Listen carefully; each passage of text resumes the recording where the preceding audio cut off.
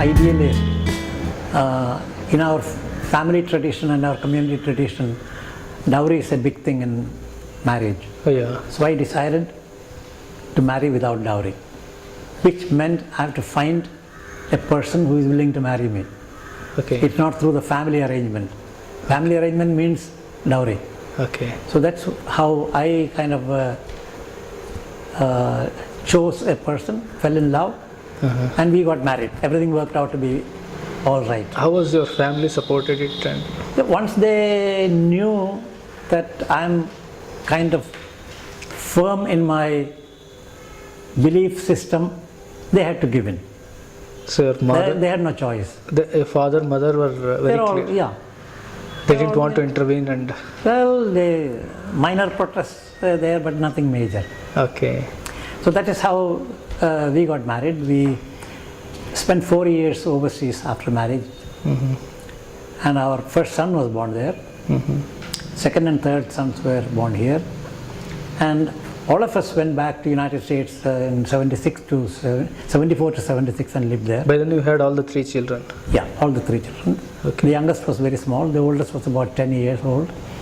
And as a result of which, the 10-year-old decided that when he grows up, he will go back and live in the United States.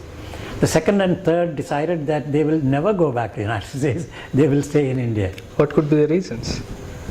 Okay. Pardon?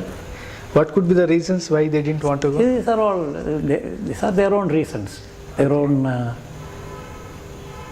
predominantly emotional. Okay. I mean, in other words, emotional in the sense it is a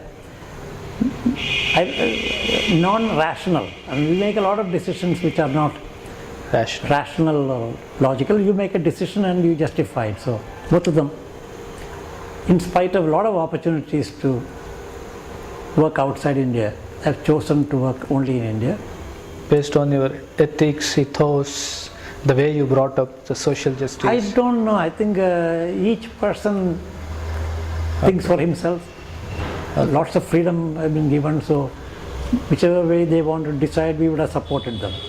There's no question of any external influence from parents to them, what to do, where to choose their careers and all that. Yeah. How is this family that has helped you to continue your pursuit of the knowledge and work? Yeah, I mean, they're fully understanding and appreciative at the intellectual level. When it comes to an emotional level, they may feel that my priority is not family but outside, but that's not quite true. That's all a matter of how you interpret. What glass do you look at? If you look through yellow glass, everything looks yellow. There is nothing that I have avoided in any way that is required. What are certain difficult circumstances which you couldn't really do so much to the family, but in the pursuit of research? No, I don't think there is any element of that that I can think of. Education-wise, if children had any particular need, I was here for them. But my international travels, family members might have felt that I am traveling, ignoring their needs at that particular time. But that's something that everyone has to understand, that calling in a particular profession is also important. If you didn't do that, you're not fulfilling your moral obligation to do.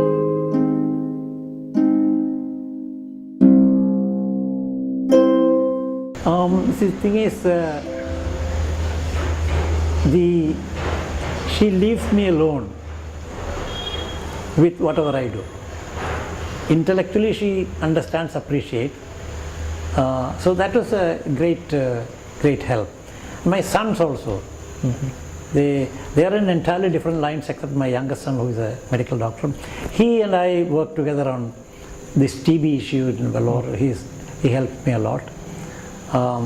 But otherwise, normal family. they leave me to pursue these kind of hobbies of my own. They have their own hobbies. Okay. So What are the two things which you really love, the qualities from your wife? tolerance, Okay. that in spite of all the feeling of that I love my work more than the family, I'm allowed to work. Okay. What are the couple of things which you expect her to change in case if you expect? No, I don't expect anyone to change. I accept everyone as they are.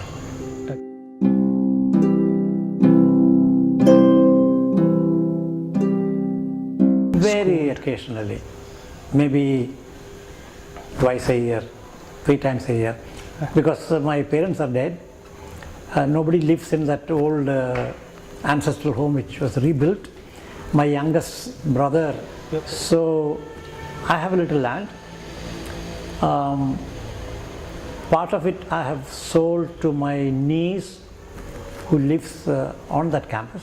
So I have a place where I can go and stay when I go back.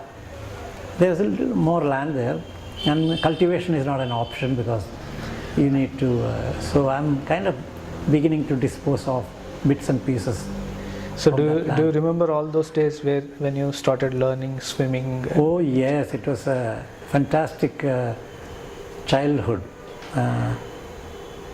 Very small town or a big village atmosphere. Absolute safety in whatever you do. Mm-hmm.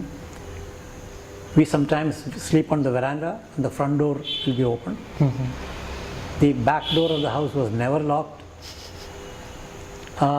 It is a kind of a dream world today when you look back. Okay. And occasionally a stranger would come in. Who are you? Okay, join us for dinner. We part dinner. Can I sleep for the night? Sure, go ahead and sleep. Mm-hmm. You give a bed, and in the morning he gets up and goes home. No, it's an old big house, as I said, because this house is old. I mean, this house is big because I grew up in a large house. Veranda upstairs and downstairs. 3 big rooms downstairs and 3 big rooms upstairs. Mm-hmm. Kitchen complex separate with a courtyard in the middle, the old traditional Kerala. So we had lots of visitors and Because your father was a professor. yeah, lot of students. One particular, I told you about a Swami whom I met in medical college who helped me in making decisions. He said, it's not what you do, but how you do what you do. Mm-hmm. That gentleman was a wandering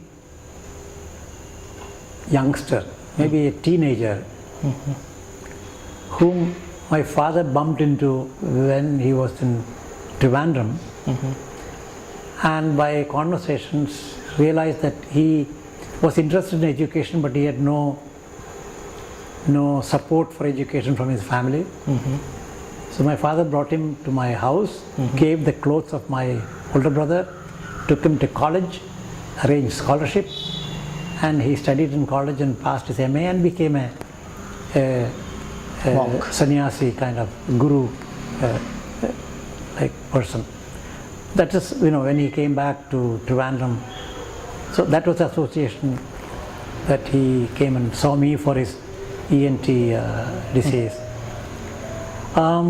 We all participated in festivals together. We celebrated, of course, Ganesh Chaturthi and Diwali were not festivals that Kerala people Generally celebrated. Okay. But the Christian Christmas was celebrated by everybody.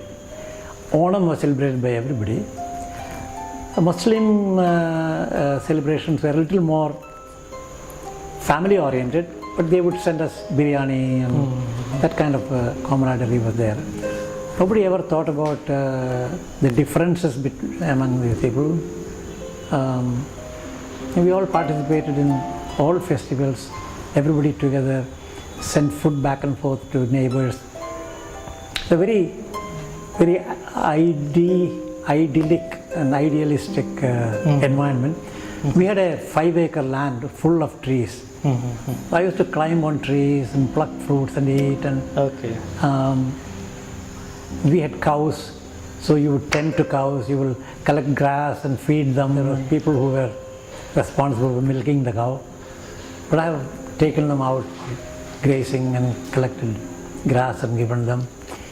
So we were, except for rice and salt, Okay. most of the other food items were produced in our, rice with tapioca and turmeric and ginger and Everything produced. chilies and even coffee. We had coffee beans, and it will be ground and roasted, and coffee is made out of that, and so all kinds of jackfruit and mangoes. And so I grew up in that environment, and that is why today tree planting is a hobby for me. Okay. And I tend to collect exotic or unusual plants and try to propagate them Okay. locally. Okay. It's wonderful. Wonderful childhood you had. Yeah.